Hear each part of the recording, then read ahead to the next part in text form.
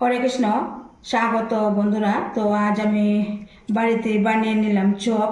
Bread দিয়ে আমি এই চপ তৈরি করলাম। খেতে একদমই দুর্দান্ত হলো, অসাধারণ হলো। তো আমি একটা আগে ভেঙে দেখাচ্ছি, দেখুন এই চপ। তো ভিতরে আমি কিন্তু পুর দিয়েছি, একদমই দুর্দান্ত হলো এই চপ। তো আমি কিভাবে এই চপ তৈরি করলাম ব্রেড দিয়ে, অবশ্যই আপনারা আমার এই পুরো ভিডিওটা দেখতে থাকেন। তো এই চপটা তৈরি করার জন্য আমি এখানে 2টা ব্রেড নিলাম, আর নিলাম সেদ্ধ করা 2টা আলু নিলাম। তো এবার আমি ব্রেডটাকে খুলে নিয়ে নেব, একদম টুকরো টুকরো করে নিয়ে নেব।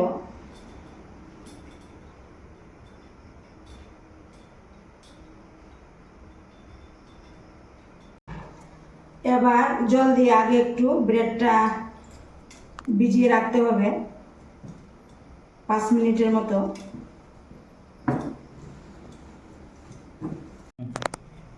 এখন এই সেদ্ধ করা আলুটা একটু গ্রেট করে দিতে হবে এই ব্রেডের উপরে।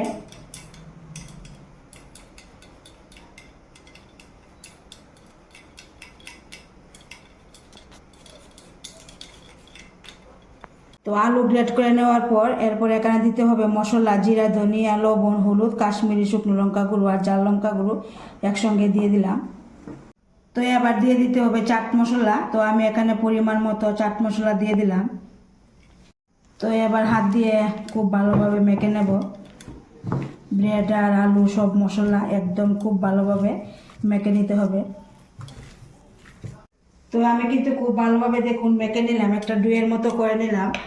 আর এদিকে এদিকে আমি একটা পুর রেডি করলাম, সোয়াবিন আর পনির দিয়ে, মশলা টশলা দিয়ে, সব কিছু দিয়ে আমি একটা পুর রেডি করলাম। তো এবার আমি এই ডোটা থেকে কিছুটা অংশ হাতে নিয়ে প্রথমে একটু গোল করে নেব, আর হাতে একটু আমি তেল মেখে নিলাম। তো এইভাবে আমি একটু বাটির মতো করে নিলাম। এবার এই পুরটা এই বাটিটার মধ্যে দিয়ে দেব, দিয়ে আমি মুখটা একটু বদ্ধ করে দেব।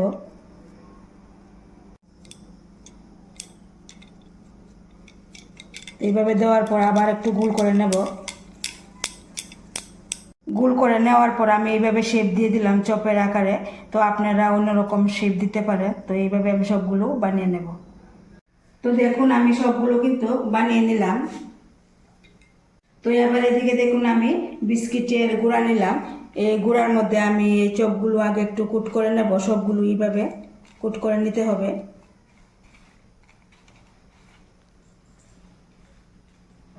বিস্কিটের গুঁড়ার মধ্যে তো কুট করে নিলাম। তো এবার তেলের মধ্যে ভেজে নেব। কড়াতে তেল দিয়ে দিলাম, তেল একটু হালকা গরম হয়ে আসলে এরপর একে একে এইগুলি দিয়ে ভেজে নেব, উল্টিয়ে পাল্টিয়ে কিছুক্ষণ এইভাবে গুলিয়ে যখন লাল হয়ে আসবে তো নামিয়ে নেব।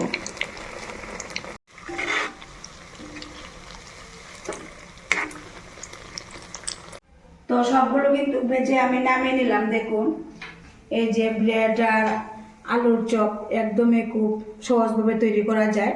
তো যখন এই চপ খেতে ইচ্ছা হবে এইভাবে ব্রেড আর আলু দিয়ে আপনারা অবশ্যই চপ বানিয়ে নিতে পারেন। তো কেমন লাগলো বন্ধুরা আমার এই চপের রেসিপিটা? যদি ভালো লাগে অবশ্যই একটা লাইক দিবেন, শেয়ার করবেন।